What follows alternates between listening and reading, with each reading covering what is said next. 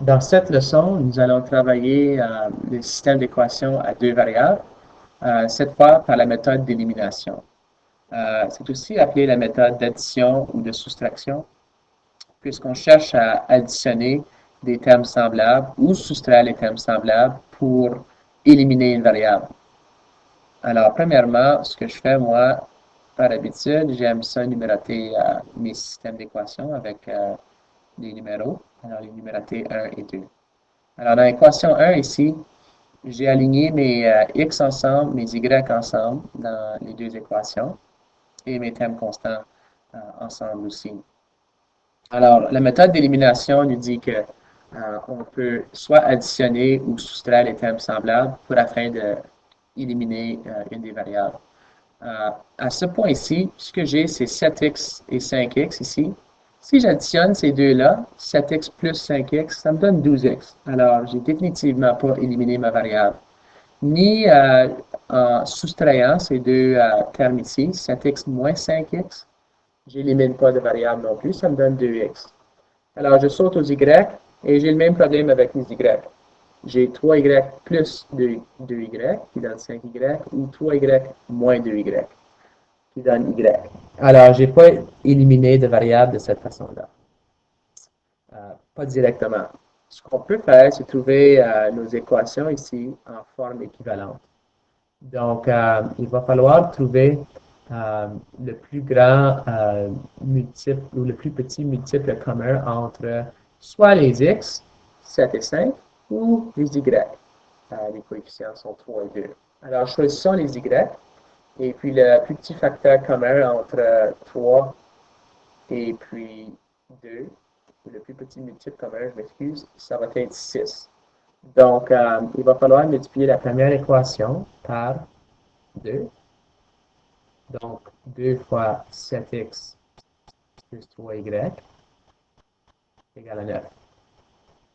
Et ici, il va falloir multiplier l'équation 2 pour avoir le 2y qui est égal à 6y. Il va falloir multiplier 2 par 3. Alors, lorsqu'on multiplie les équations par un autre nombre, il faut faire certain qu'on fait la même chose pour chaque membre de l'équation aussi. Alors, 5x plus 2y est égal à 7. On va multiplier cette équation-là par 3. Alors, en regardant ici, j'ai maintenant équation 1. Si je fais 2 fois 7x, ça va me donner 14x. Ici, je vais avoir 2 fois 3y qui donne mon 6y. Et je peux faire le 2 fois le 9 qui va me donner 18.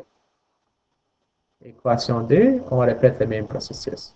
3 fois 5x donne 15x. Le 3 fois le 2y donne le 6y.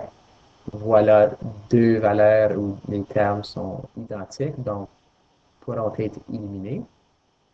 Et je finis avec 3 fois 7 qui donne 21.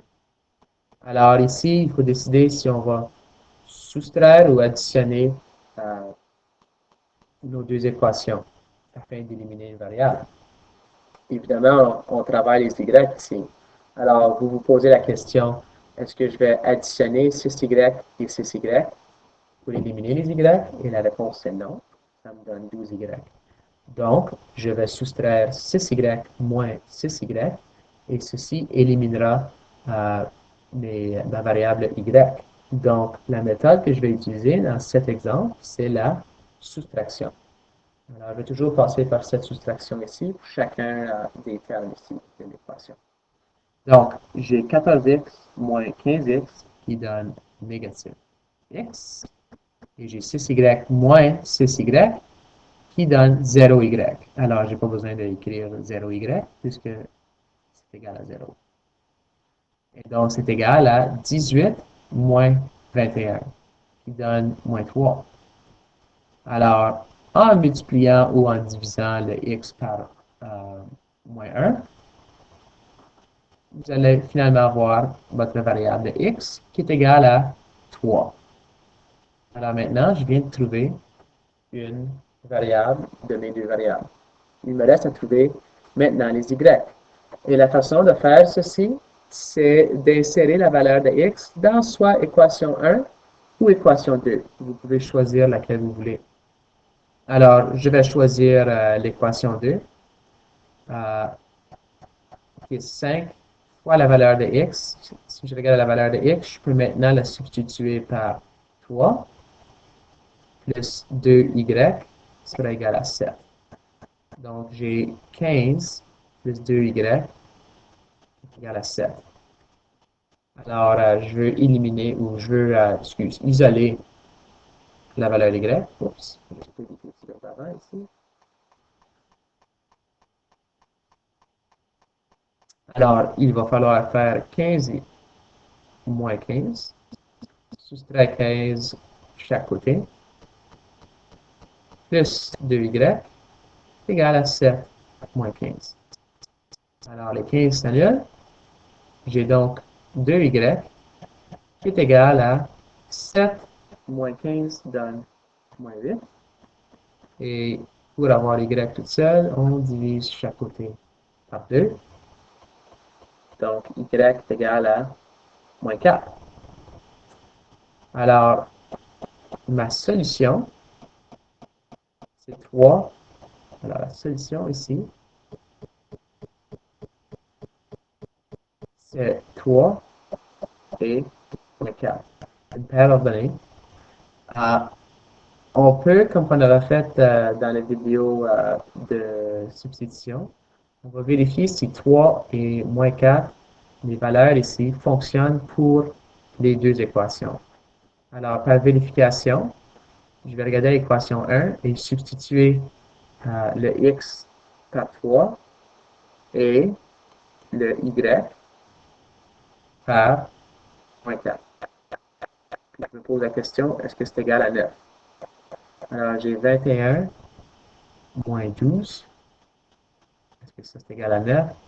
21 moins 12 est 9. Donc, 9 est égal à 9. Alors, ça fonctionne pour équation 1. Je fais la même chose pour l'équation 2. Je vais substituer le x par 3 et le y par moins 4. Et j'espère que ça me donne 7. Alors, je vérifie. 15 fois moins 4 donne moins 8.